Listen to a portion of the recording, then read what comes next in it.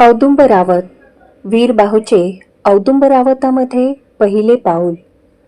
आज खरा सूर्य उगवला होता. 25 वर्षाची काळभोर रात्र त्या प्रखर सूर्याने गिळकृत केली होती.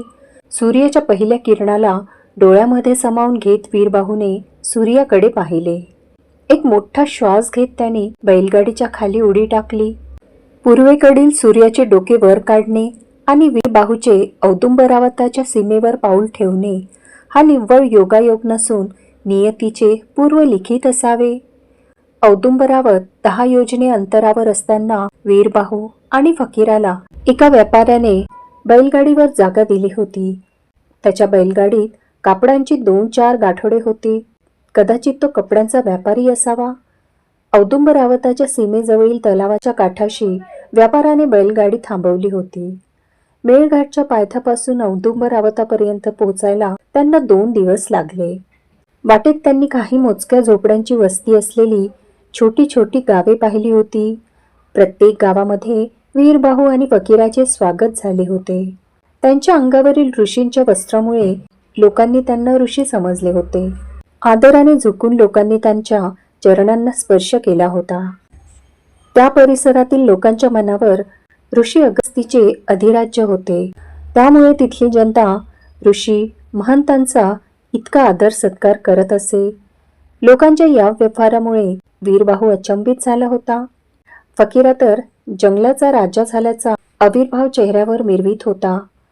व्यापारासोबत 10 मैलाचा प्रवास करताना वीरबाहूने स्वतःचा खरा परिचय मात्र दिला नव्हता. उलट औदुंबरावताबद्दल काही महत्वाच्या बाबी गुप्तपणे समजून जाणून घेतल्या होत्या. तो व्यापारी न थकता वीरभद्राची स्तुती करत होता. त्यामुळे वीरबाहूने स्वतःच्या तोंडाला आवर घातला होता. परंतु वीरभद्राबद्दल नेमकं खरं कोण बोलत आहे या प्रश्नाने त्याच्या डोक्याचा ताप वाढवला होता. ऋषी आणि व्यापारी या दोघांच्याही वीरभद्राबद्दल असलेल्या मतात कमालीचा विरोधाभास होता. तो व्यापारी वीरभद्राला महान शासक मानत होता, तर ऋषी भीष्मका त्याला क्रूर शासक मानत होता. आता विचार करत बसण्याची वेळ नव्हती. प्रत्यक्ष डोळ्यांनीच वीरभद्र कसा आहे ते पाहू. वीरबाहू स्वतःशीच विचार करत होता. बैलगाडीच्या झुला झुकलेल्या अंगाने सळपातळ असलेल्या लांब लचक शिंग असलेल्या पांढऱ्या शुभ्र बैलाकडे त्याची दृष्टी वळली. शांतपणे उभे राहून वारंवार शेपटी हलवत असलेल्या बैलाकडे वीरबाहूने कुतूहलाने पाहिले. बैलगाडी हे वाहन त्याने पहिल्यांदाच पाहिले होते. माणसाच्या शरीराची दमछाक हे वाहन होऊ देत नाही. वाह, अद्भुत! परंतु हे प्राणी कोणते? गव्यासारखेच दिसत आहे. वीरबाहू स्वतःशीच पुटपुटला. वीरबाहूच्या पाठोपाठ फकीराही उडी टाकून बैलगाडीवरून खाली उतरला होता. जेव्हापासून बैलगाडीत बसला तेव्हापासून फकीरा बैलाचे आणि गाडीचे कुतूहलाने निरीक्षण करतच होता. व्यापाऱ्याने बैलांना जूमधून सोडून एका झाडाखाली बांधले.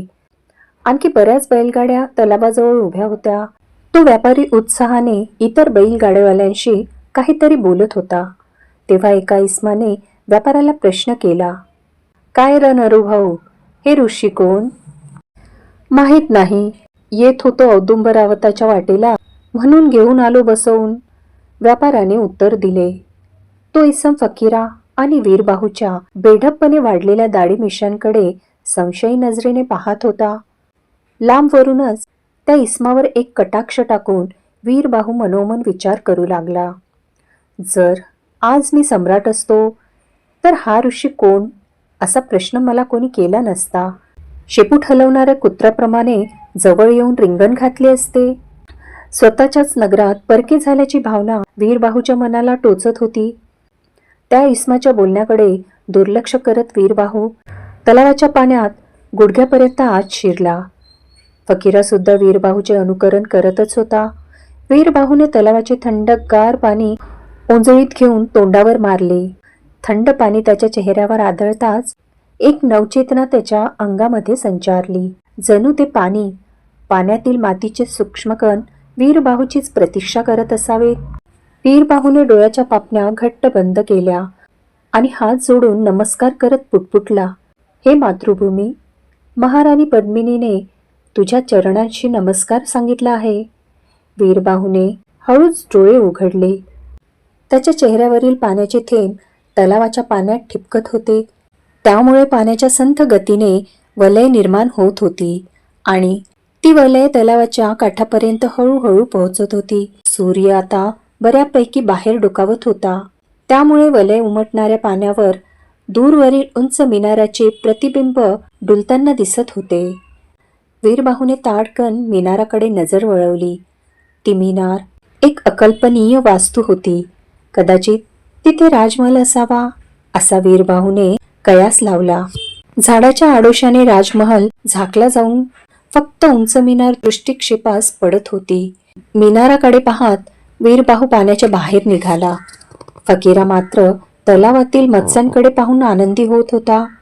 या नगरात खायला काही मिळाले नाही तर या मत्स्यांना खाऊन पोट भरता येईल या विचाराने त्याची चिंता मिटली होती. वीरबाहूने फकीराला हाक दिली. क्षणभर मत्स्यांकडे पाहून फकीरा वीरबाहूजवळ धावत आला.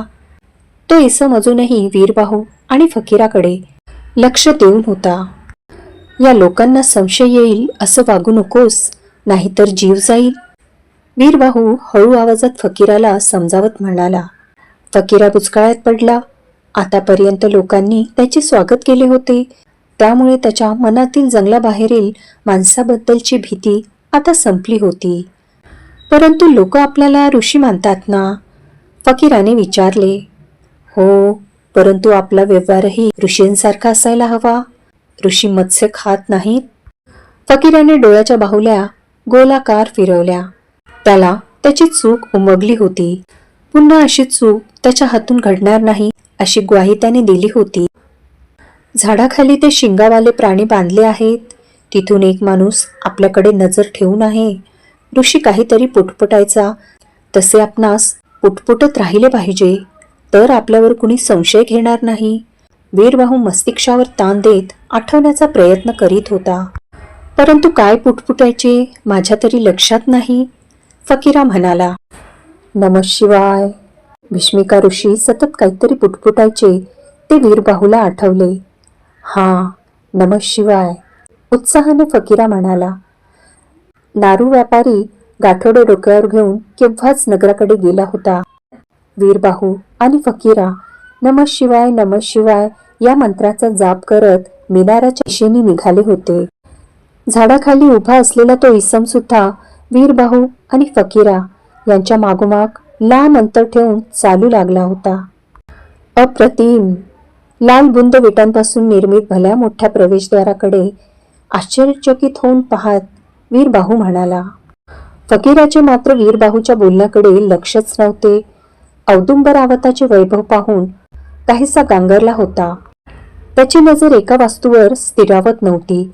सगळ्या वास्तू, लोकांची वेशभूषा, आचार विचार, राहणीमान हे दोघांच्याही नेत्रासाठी नवीनच होते. ते दोघे प्रवेशद्वारामधून आत आले होते. वीरबाहू आणि फकीराच्या अंगावरील ऋषी वस्त्रामुळे त्यांना द्वारावरील सैनिकांनी अडवले नव्हते. प्रवेशद्वाराला लागून 20 हात उंच भव्य परकोटाकडे वीरबाहू आणि फकीराने नजर टाकली.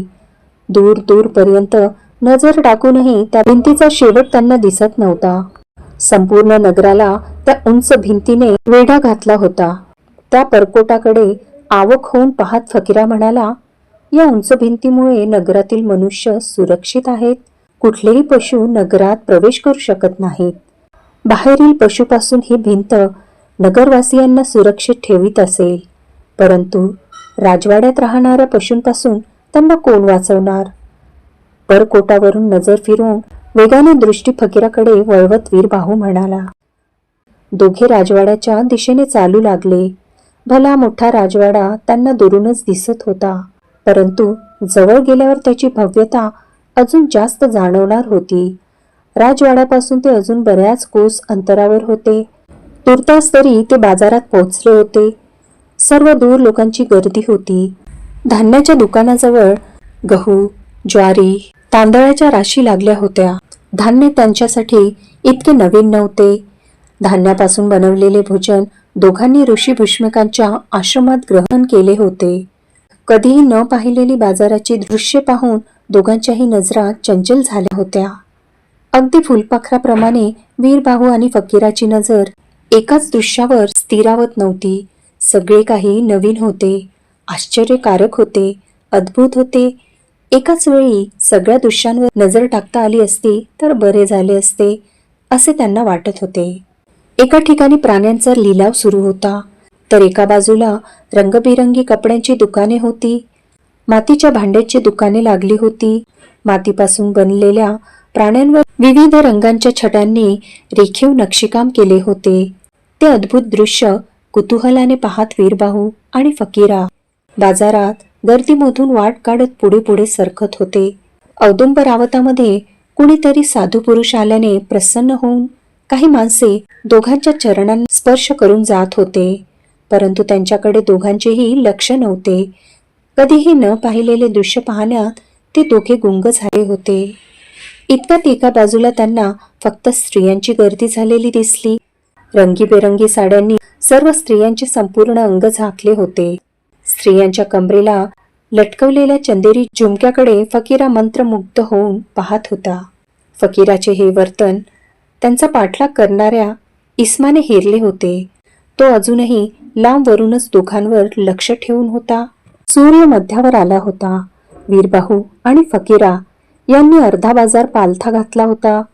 जंगलातील जीवनशैलीपेक्षा नगरातील जीवनशैली इतकी भिन्न असेल असे त्यांना जंगलातून निघताना वाटले नव्हते. लोकांची गर्दी, बाजारातील वस्तूंची खरेदी विक्री याचे त्यांना नवल वाटत होते. चालून चालून दोघे आता दमले होते. बाजाराच्या मध्यभागी कंदवृक्षाच्या पारावर पाण्याने भरलेले 2 रांजण ठेवले होते. माणसे लोट्याने रांजणातून पाणी काढून पीत होती. वीरबाहू आणि फकीरा त्या कंदवृक्षाच्या दाट छायेखाली गेले. त्या वृक्षाच्या छायेमुळे रांजणातील पाणी थंडगार झाले होते. फकीराने प्रथम लोट्याने रांजणातून पाणी काढले. लोट्यातील पाणी एका हाताच्या ओंजळीत टाकून तो पिऊ लागला. दुसऱ्यांदा त्याने रांजणातून पाणी काढून लोटा वीरबाहूजवळ दिला. वीरबाहूने लोट्यातील गार पाणी ओंजळीत भरले आणि पिऊ लागला. त्याने 2-3 घोट पाणी प्यायले होते. इतक्यात मोठा कल्लोळ त्याच्या कानावर पडला. त्या कल्लोळात काही माणसे इतरांना ओरडून सांगू लागली, शांत रहा, शांतता ठेवा, रस्त्याच्या कडेने उभे रहा. हातातील लोटा रांजणाच्या लाकडे झाकणावर ठेवत वीरबाहूने वळून पाहिले. एका इमारतीच्या मागून 10-15 शस्त्रसज्ज सैनिक ओळीने धावत येताना दिसले. सगळी माणसे रस्त्याच्या दुतर्फा उभी राहिली होती. आता सर्वदूर भयान शांतता पसरली होती. कुणाच्याच मुखातून उच्चार निघत नव्हता. इतकी शांतता का? या विचाराने वीरबाहू आश्चर्यचकित झाला. तेव्हा त्याने पाहिले, सैनिकाच्या मागून 2 शुभ्र घोड्यांचा रथ धावत आला. रथावर सारथ्याच्या मागे एक सुंदर स्त्री उभी होती. त्या स्त्रीच्या गौरकांतीवर गुलाबी भरजरी साडी उठून दिसत होती. गळ्यापासून पोटापर्यंत रुळणारे सुवर्णहार तिच्या नाभीला स्पर्श करत होते. तिचा रेखीव चेहरा मनमोहक होता. रथाच्या चाकाच्या दणक्यामुळे तिचे मऊसूत गाल थरथरत होते. डोईचे लांब सडक केस मोकळे सोडले होते. ते केस पाठीवरून तिच्या कमरेला स्पर्श करत होते. कपाळावर भांगांच्या मधोमध रत्ने आणि सुवर्णाची सजोड बिंदी लावली होती. 2 भुवयांच्या मधोमध चंद्रकोर आकाराची टिकली होती. नाकात मोत्यांची नथ होती. दोन्ही हातात मनगटापर्यंत काही सुवर्ण तर काही रंगीबिरंगी काचेच्या बांगड्या होत्या. डोळे भरून पाहत राहावे असे तिचे सौंदर्य होते. परंतु रस्त्यावरील सगळ्या पुरुषांच्या नजरा खाली झुकल्या होत्या. डोळे वर करून तिला पाहण्याचे धाडस एकाही पुरुषात नव्हते. ते पाहून वीरबाहू आणि फकीरानेही नजरा खाली झुकवल्या. सूर्याची किरण थेट तिच्या चेहऱ्यावर पडत होती. तेव्हा एका सेविकेने रथाची छत्री तिच्या डोक्यावर उभी धरली. ही कोण असेल वीरबाहू? दबक्या आवाजात फकीराने वीरबाहूला विचारले. राहणीमानावरून तरीही राजघराण्यातील स्त्री वाटत आहे. वीरबाहू फकीराशी बोलत होता. इतक्यात हृदयाला विचलित करणारी घटना घडली. अचानक झालेल्या धावपळीत आपल्या आईचा हात सुटलेला चिमुरडा त्या राजघराण्यातील स्त्रीच्या रथाखाली चिरडला गेला. घोड्याच्या लाथेने तो रथाच्या चाकाखाली फेकला गेला. त्याच्या इवल्याशा छातीवरून रथाची भारी भक्कम चाक गेल्याने रक्ताच्या चीर गांड्या उडाल्या. त्याच्या रक्ताने रथाचे चाक आणि जमीन लाल भडक झाली. दूरवरून त्या बाळाच्या आईने तिच्या बाळाला रक्ताच्या थारोळ्यात पडलेले पाहिले आणि त्या मातेच्या मुखातून एक आक्रोशपूर्ण किंकाळी फुटली. भयान शांततेत त्या किंकाळीने सगळ्यांच्या अंगावर काटा उभा राहिला असावा किंवा हृदयाची स्पंदने निश्चितच वाढली असावीत. त्या राजघराण्यातील स्त्रीकडे भयभीत नजरेने पाहत त्या बाळाच्या आईच्या मुखावर बाजूच्या एका स्त्रीने तळहात ठेवला. वीरभाऊ इतर माणसाप्रमाणे चोरट्या नजरेने हे दृश्य पाहत होता. त्या मातेचा दबलेला आक्रोश पाहून वीरबाहूचे हृदय द्रवत होते. त्याचे मन त्याच्या मस्तिष्काला प्रश्न विचारित होते. त्या मातेला तिच्या मृत बाळाला पाहून आक्रोश करत किंचाळण्याचंही स्वतंत्र नाही का? त्या राजघराण्यातील स्त्रीने वळून त्या बाळाच्या मातेकडे पाहिले. पाहताना तिच्या विस्फारलेल्या नेत्रामध्ये तीव्र क्रोध झळकत होता. तिने सारथ्याला रथ थांबवण्याची आज्ञा दिली. रथ थांबल्याने रथापुढील सैनिकाचे नेतृत्व करणारा प्रमुख सैनिक राघव जड अंतकरणाने रथाजवळ गेला. वयाची 50 गाठलेला राघव औदुंबरावताच्या सिंहासनाचा दास होता. त्याच्या पिढ्यानपिढ्या औदुंबरावताच्या सिंहासनाचे सेवक राहिले होते. त्याच्या दाढीचे केस किंचित पांढरे झाले होते. प्रतिद्वंद्वाला घाबरवणारी त्याची तीक्ष्ण नजर राजघराण्यातील स्त्रीसमोर झुकली होती. त्याने चोरट्या नजरेने त्या बाळाच्या पार्थिवाकडे पाहिले. त्याच्या पापण्या आपोआप आवळल्या गेल्या. कोणत्याही पित्याच्या अंतकरणाला स्वतःच्या मुलाचा असा रक्तबंबाळ अवतार पाहून जितक्या पीडा होणार तितक्याच पीडा राघवाला होत होत्या. कारण रक्ताच्या थारोळ्यात पडलेला पार्थिव राघवच्याच मुलाचा होता. त्याच्या मुलाच्या पार्थिवावर त्याची चोरटी नजर स्थिरावली होती. इतक्यात राजघराण्यातील स्त्रीचे म्हणजे महाराणी सुवर्णकांताचे क्रोधपूर्ण शब्द त्याच्या कानावर पडले. औदुंबरावताच्या जनतेला राजघराण्याचे नियम माहीत नाही का राघवा? राजघराण्यातील व्यक्तींसमोर संमतीशिवाय कुणीही एक उच्चार सुद्धा काढू शकत नाही. विसरली का ही स्त्री? विचारा तिला, एक मुलगा मेल्यानं वांझ झाली का ती? सुवर्णकांता ही सम्राट वीरभद्र यांची सहचरणी आणि नगरधनाचे राजे धनवीर यांची पुत्री होती. पतीच्या क्रूर कर्तृत्वाला शोभेल असाच तिचा स्वभाव होता. परंतु सुवर्णकांताचा स्वभाव तिच्या सौंदर्याला शोभत नव्हता. तिच्या नाजूक ओठामधून तिखट वाणी बाहेर पडत होती. तिचे सौंदर्य इंद्रालाही भुरळ पाडेल असे होते. परंतु तिचा स्वभाव यमदूतांनीही तिरस्कार करावा असा होता. महाराणी, मी समजावतो. बोलताना राघवाचे ओठ लुटफुटत होते. समजावतो नाही, त्या स्त्रीला उकळत्या तेलात टाका. मग हवं तितकं किंचाळू द्या तिला. चुकीला माफी नाहीच, अजिबात नाही. डोळे मोठे करून दातांवर दात दाबत महाराणी सुवर्णकांता म्हणाली. जड अंतकरणाने राघवाने त्या बाळाच्या आईकडे म्हणजे त्याच्या पत्नीकडे पाहिले. राघवाच्या डोळ्यावर झापड आली होती. जणू हृदयाने त्याचा रक्तप्रवाह थांबवला असावा. कर्तव्यनिष्ठेने बांधले गेलेले त्याचे हात स्वतः त्याच्या मुलाच्या पार्थिवाला स्पर्श करू शकत नव्हते. राघवाची जीभ टाळूला घट्ट चिकटली होती. शेवटची आर्त हाकही त्याच्या घशातून फुटू शकत नव्हती. उलट स्वतःच्या पत्नीला उकळत्या तेलात टाकण्याची त्याला महाराणीची आज्ञा झाली होती. दैदिप्यमान अशा महान साम्राज्यातील प्रजेची ही दयनीय अवस्था होती. एखाद्या मातेला स्वतःच्या बाळाच्या मरण्याचा आक्रोशही करता येऊ नये. आक्रोश केल्यावर तिला उकळत्या तेलात टाकायची आज्ञा दिली जाते. इंद्राची इंद्रपुरी औदुंबरावताची ही अवस्था. महर्षी अगस्ती पत्नी लोपमुद्रा हिचे पिता क्रीथपुत्र भीम यांच्या साम्राज्यातील प्रजेची अशी अवस्था. आज ते स्वर्गातून त्यांच्या साम्राज्यातील प्रजेची दुर्दशा पाहत असतील तर त्यांच्या डोळ्यातून अश्रूंच्या धारा वाहू लागल्या असतील. काही दशकापूर्वी भारतवर्षात अभिमानाने विदर्भ प्रदेशाची गुणगान गायले जात असे. ते औदुंबरावताच्या प्रगतीमुळे, महान चिकित्सा प्रणालीमुळे, समृद्धीमुळे, प्रजेचे हित जोपासणाऱ्या सम्राट वीरप्पा भद्रायूमुळे. कालकेय वंशाचा कलिंग सम्राट दुर्गमाला पूर्वीकडेच रोखून ठेवल्यामुळे उत्तरेतील साम्राज्यामध्ये भद्रायूची कमालीची लोकप्रियता होती. आज ती समृद्धी, ती महानता संपली होती. आज औदुंबरावतामध्ये प्रजेच्या सुखाला चिरडले जात होते. अश्रूंना डोळ्यातच कोंडले जात होते. वीरबाहू आवंढा गिळत 4 पावले हळूच मागे सरत गर्दीच्या बाहेर निघाला. फकीराही त्याच्यासोबत गर्दीबाहेर आला होता. हे दृश्य पाहून वीरबाहू अत्यंत विचलित झाला होता. त्या दृश्यावरून राजघराण्यातील लोकांच्या क्रूरतेची प्रचिती त्याला आलीच होती. फकीराच्याही डोळ्यासमोरून हे दृश्य सरत नव्हते.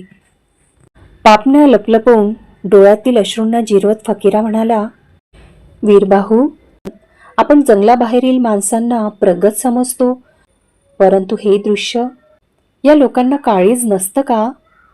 वीरबाहू काहीच बोलण्याच्या मनस्थितीत नव्हता. त्याचे मस्तिष्क सुन्न झाले होते. दीर्घ श्वास घेऊन वीरबाहू पुटपुटला, चल, आपण तलावाजवळ जाऊ. राजमहल पाहायचा आहे ना? फकीराने विचारले. इच्छा नाही, नंतर पाहू.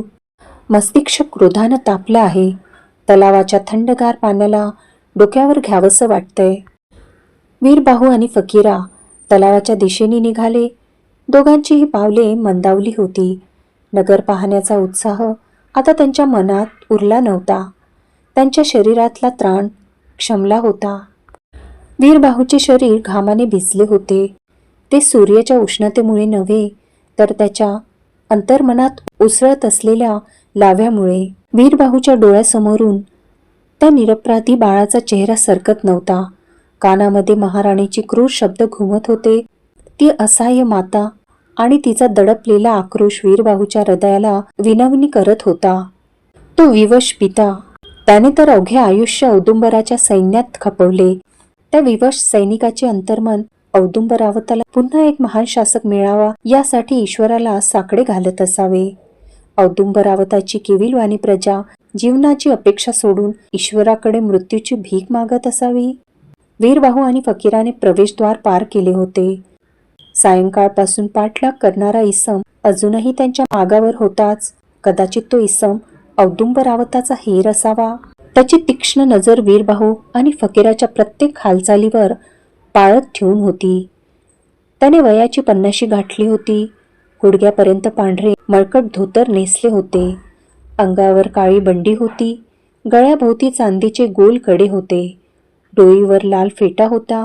त्याच्या अशा अवतारावरून तो सैनिक नाही हे स्पष्ट होते.